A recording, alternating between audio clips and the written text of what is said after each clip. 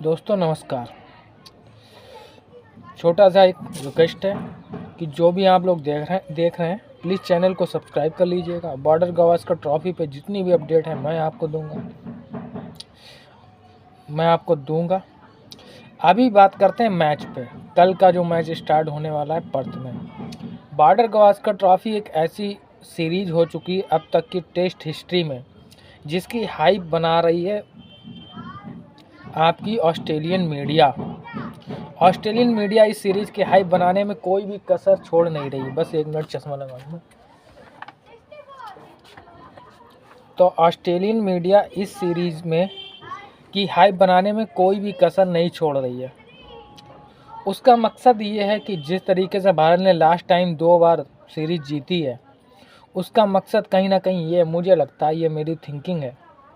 आप लोगों को लोग क्या बता रहे हैं मुझे उससे कोई मतलब नहीं। क्या बड़े बड़े चैनल पे दिखाया जा रहा है उससे मुझे कोई मतलब नहीं, क्योंकि बड़े चैनल अपनी हाइप बनाते हैं, मीडिया अपनी हाइप बनाती है।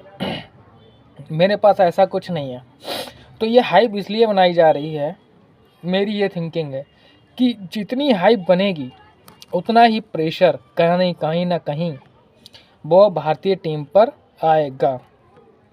Australian media, Australian cricket team ये जानती है, वो जानती है कि मेंटली रूप से इंडियन टीम को इतना प्रेशर में ला दिया जाए कि वो कहीं ना कहीं उनका प्रदर्शन उस तरीके का ना हो पाए जो वो करना चाहते हैं। और जब इंडियन टीम प्रेशर में होती है, कहीं ना कहीं इंडियन टीम का प्रदर्शन उतना खास नहीं रहता है। चाहे और इसका ताज़ा उदाहरण है कि ऑस्ट्रेलियन टीम के खिलाफ इंडिया जब भी नॉकआउट में गया है 90% इंडिया की टीम मैच हारी है। और कहीं ना कहीं बैटिंग में वो प्रेशर देखने को मिला है, ये मैं आपको बता रहा हूँ। तो ये आपकी हो गई मीडिया की बात, जो प्रेशर मीडिया बना रही है। अब दूसरी तरफ चलते हैं कि पर्थ में क्या हो सकता है। तो देखिए, हो सकता है जो टीम अच्छा खेलेगी वो मैच जीतेगी। बट इस समय ये है कि जैसा कि सभी को पता है प्रेशर बनाया जा रहा है। रोहित शर्मा अवेलेबल नहीं है, शुभमन गिल का कोई पता नहीं है, और जिस तरीके से पीछे इंडिया मौत खा के आई है घर पर अपने, उस तरीके से वो प्रेशर बनाने की कोशिश कर रहे हैं। और पहला मैच डाल दिया है पर्थ में। पर्थ नहीं है, ये ऑप्टस एक मैदान है, उसको पर्थ में ही, अब पर्थ शहर है शायद, वहीं पर एक ऑप्टस मैदान है, उसको ही पर्थ बोला जा रहा है। वो उसकी नेचुरल पिच नहीं है, ये पिच उठाकर कहीं से लाई गई है फिर उसको बनाया गया। नेचुरल जो पर्थ की पिच है उसकी तो बात ही अलग है। तो मैं आपको एक थोड़ी सी पीछे बात ले जाना चाहता हूँ। 2009 में 8-9 में जब भारत पर्थ गया था ऑस्ट्रेलिया के लिए खेलने के लिए, 2000 तीसरे टेस्ट मैच की बात है जिसमें इंडियन टीम हार गई थी। फर्स्ट 2 टेस्ट में शायद हार गई थी। उसके बाद थर्ड टेस्ट मैच पर्थ पे था और ऑस्ट्रेलियन मीडिया बिल्कुल इसी तरीके से चीख रहा था जिस तरीके से अब चीख रहा है। अब ख़ास तौर पर उनके जो फॉर्मर प्लेयर थे और जो उस समय में प्लेयर खेल रहे थे, रिकी पॉन्टिंग कैप्टन था। अब जिन लोगों को ये टेस्ट मैच ध्यान हो प्लीज़ कमेंट्स करके बताइएगा। उस टेस्ट मैच में इस तरीके से हाइप बनाई गई थी ऑस्ट्रेलिया और रिकी पॉन्टिंग या ऑस्ट्रेलियन मीडिया की तरफ से या कुछ फॉर्मर खिलाड़ियों की तरफ से ये बयान था कि इंडियन टीम को डरा के आउट कर दो, फास्ट बॉलर से डरा के आउट कर दो। तो उन्होंने लास्ट टाइम पे शॉन टेट को इंक्लूड किया गया था उस मैच के लिए, शॉन टेट को यूज़ किया। और शॉन टेट का वो लास्ट टेस्ट मैच भी साबित हुआ था, वो मैं बताऊंगा आपको कैसे साबित हुआ था। लास्ट टेस्ट मैच साबित हुआ था। उस टेस्ट मैच के बाद थोड़े दिन के लिए उन्होंने मैच अंतर्राष्ट्रीय क्रिकेट से ब्रेक भी लिया था। जिन लोगों को अगर ये बात पता हो तो प्लीज़ कमेंट्स में बताइएगा भी। तो मिचेल जॉनसन, ब्रैट ली, शॉन टेट और एक क्लार्क करके था, उसका नाम मैंने कहीं मेंशन किया, स्टुअर्ट क्लार्क, जो इस तरीके के जैसे मैकग्रा हो गया आपका इस समय जॉर्ज हैजलवुड, उस तरीके का बॉलर था लाइन और लेंथ पर, मध्यम गति का लाइन और लेंथ पर। तो ऑस्ट्रेलियन टीम ने सारे के सारे फास्ट बॉलर खिला दिए थे उस टेस्ट मैच में। और स्पिन में बॉलिंग की किसने की थी? साइमंड्स ने बॉलिंग की थी, और कैटिस वगैरह साइड ने बॉलिंग की थी उस सीरीज में। स्पिन में सारे के सारे 4 फास्ट बॉलर खिलाए थे, और ये कहा था कि हम इस इंडियन टीम को डरा के आउट कर लेंगे। हुआ क्या? पठान शायद इंडिया से, पठान या सहवाग में से किसी, सहवाग की फॉर्म नहीं चल रही थी, पठान शायद इंडिया से गए हुए थे, पठान को शायद इंक्लूड किया गया था, और इंडिया पहले खेला। इंडिया की शायद सहवाग ने पहली इनिंग में, मैं आपको थोड़ा सा स्कोर कार्ड बताऊं तो सहवाग ने पहली इनिंग में 29 रन, दूसरी इनिंग में 43 रन किए थे। राहुल द्रविड़ ने 93 रन और सचिन तेंदुलकर ने पहली इनिंग में 71 रन किए थे। अपर कट मार के शॉन टेट का और ब्रेटली का बुरा हाल कर दिया था। पहले दिन भारत ने 196 रन शायद बनाए थे, और सचिन तेंदुलकर और राहुल द्रविड़ 3 विकेट पर शायद 96 रन बनाए, तो दोनों ही नॉट आउट रहे थे। दूसरे दिन हालांकि भारत की पारी ज़्यादा लंबी नहीं चली थी, और 200 कुछ रन पर भारतीय 284 रन शायद भारत ने बनाए थे, और उसके बाद ऑल आउट हो गया था। बट आप सभी को पता है उस सीरीज में एक लड़का था ईशांत शर्मा, जिसने ऑस्ट्रेलियन एंड कंपनी के नाक में दम कर रखा था, खासकर पॉन्टिंग को कुछ भी नहीं समझ में आ रहा था ईशांत शर्मा के बारे में, उनके ऊपर जहर बन के बिल्कुल था। तो उस सीरीज में ऑस्ट्रेलिया खेलने आई, ऑस्ट्रेलिया की तरफ से किसी ने भी खास तौर पर कुछ भी नहीं किया। ऑस्ट्रेलियन टीम शायद 100 कुछ रन पर ऑल आउट हो गई। दूसरी इनिंग में भारत की तरफ से मिला जुला रहा। लक्ष्मण ने 79 रन किए थे, धोनी ने पहली इनिंग में 19 और दूसरी इनिंग में 38 रन किए थे। पठान ने पहली इनिंग में 29 और दूसरी इनिंग में 43 रन का योगदान दिया था। लास्ट टाइम पे आरपी सिंह ने भी अच्छा योगदान दिया था। अब दूसरी पारी में आप देखिए तो आरपी सिंह ने पहली पारी में 4 विकेट, दूसरी पारी में 2 विकेट। पठान ने पहली पारी में 2 विकेट, दूसरी पारी में 3 विकेट। इस शर्मा ने ईशांत शर्मा की बात कर रहा हूँ मैं, 2 विकेट, दूसरी पारी में 1 विकेट। और फिर कुंबले ने पहली और दूसरी पारी में 2-2 विकेट लिए थे।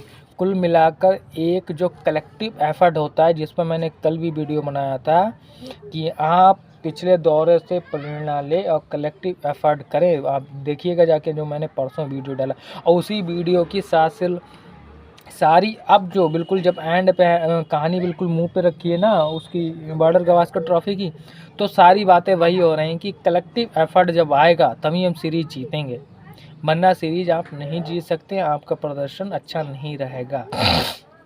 तो आप देखिएगा भारत ने ऑस्ट्रेलिया को हराया था। दूसरी पारी में भी ऑस्ट्रेलियन टीम 200 रन क्रॉस नहीं कर पाई थी, ये रहा था लास्ट टाइम। अब 2018-19 में इंडियन टीम जब गई थी तो इस मैदान पे खेली थी, जो ऑक्टस मैदान का प्रेजेंट टाइम का हुआ, उस पर हालांकि हम 147 रन से हारे थे। उसमें भी आप देखिएगा, मैं वही कह रहा हूँ ना, जब तक कलेक्टिव एफर्ट नहीं आएगा, जब तक आप मैच जीत सकते हैं, सीरीज नहीं जीत सकते हैं। पहले मैच में विराट कोहली ने पहली इनिंग में विराट कोहली ने 147 रन किए थे, ऑस्ट्रेलिया 326 रन किया था ऑस्ट्रेलिया ने पहली इनिंग में, भारत 284 तक पहुंच गया था। बट दूसरी पारी में क्या हुआ, भारतीय टीम की तरफ से कुछ भी नहीं आया। दूसरी पारी में विराट कोहली भी सस्ते में आउट हुए, और भारत को 300 कुछ रन बनाने थे, भारत वो 147 रन से मैच हार गया। दूसरी पारी में किसी भी बल्लेबाज के पास से कुछ नहीं निकल आया, भारत के 200 रन भी नहीं हुए थे। तो ये लास्ट टाइम जब इस मैदान पर दोनों टीमें भिड़ी थी तो लास्ट टाइम इंडिया हार गया था। बट 2009 में इंडिया को अगर सीख लेनी है पर्स में के लिए तो 2009 से सीख लेनी चाहिए थी। बड़ा माहौल बिल्कुल सेम इसी तरीके का बना हुआ था, बट सचिन और राहुल द्रविड़ द बॉल ने दिखाई थी वहाँ पर चमक।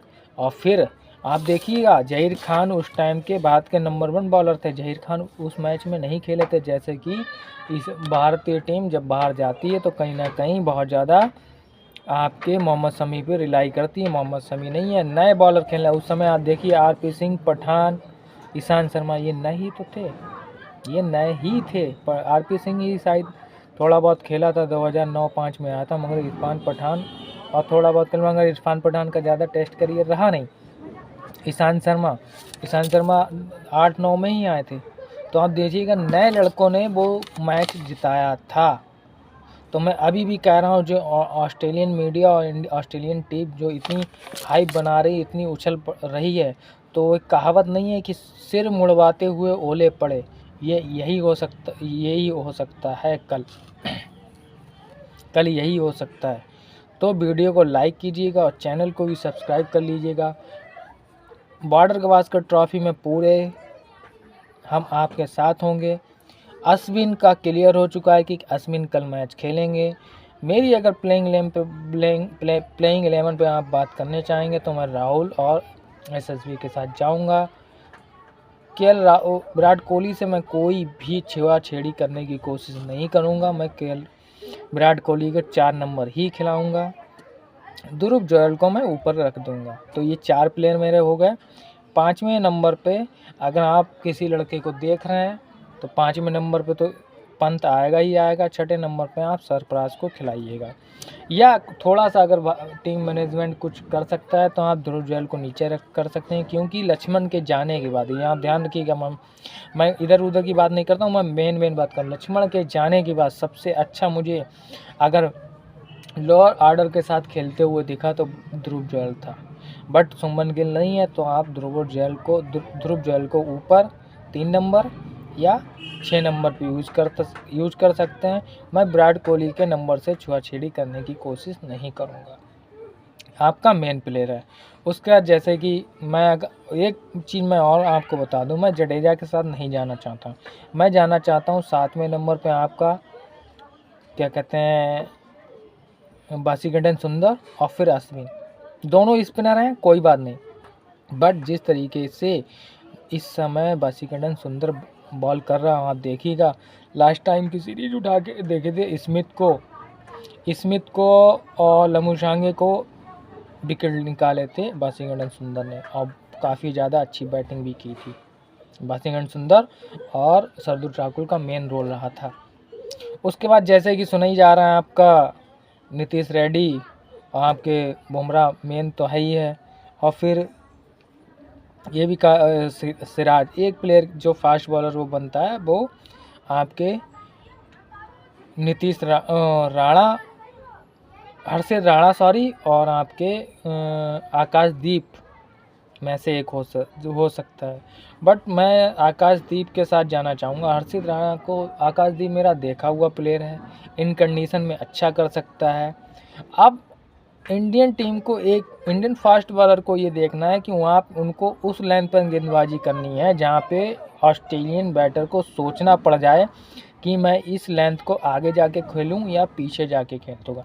जो बॉलर सबसे अच्छी लेंथ का यूज़ करेंगे वो ही कामयाब होंगे। दूसरा एक बड़ी बात मैं बता दूं, अगर फास्ट बॉल, ये जो अभी की पिच आई है उस पर हरी घास दिखाई दे रही है, काफ़ी ज़्यादा हरी घास है। मैं आपको बता दूं, अगर घास छोड़ दी गई तो भारत के बॉलर भी ऑस्ट्रेलिया के लिए अजाब बन सकते हैं ये, क्योंकि आप ये जो 2009 का टेस्ट मैच उठा के देख लीजिए, भारत के पास तो मध्यम गति के तेजवान गेंदबाज थे जो कि स्विंग और सीम पे ज़्यादा ध्यान देते थे, गति पे ज़्यादा ध्यान नहीं देते थे। ठीक इस प्रकार अभी भी यही है। आकाशदीप हो गया, हर्षित राणा हो गया, और आपके मोहम्मद सिराज वगैरह हो गए। बुमराह को आप अलग हटा दिए, बुमराह तो किसी भी कंडीशन में इफ़ेक्टिव बॉलर है। तो आप ये देख लीजिए, ये स्विंग और सीम बॉलर हैं, तो ये अगर घास छोड़ दी ऑस्ट्रेलिया ने तो ये ऑस्ट्रेलिया के गले भी पड़ सकते हैं। तो चैनल को लाइक कर दीजिएगा, आपके प्यार की ज़रूरत है, मोहब्बत की ज़रूरत है, फैमिली बनाने की ज़रूरत है। चैनल को लाइक कर दीजिए। और कल मैं आपको 7 बजे मेरा एक वीडियो आएगा, छोटे से वीडियो कोशिश करूँगा कि जो ब्रेक होते हैं 2 घंटे के बाद, उसमें मैं आपको 2 से 2.5 मिनट का वीडियो आपको दूं, क्योंकि ज़्यादा लंबा करूँगा तो मेरे पास उतनी व्यवस्थाएं है नहीं, और ना मैं लाइव आ सकता हूँ।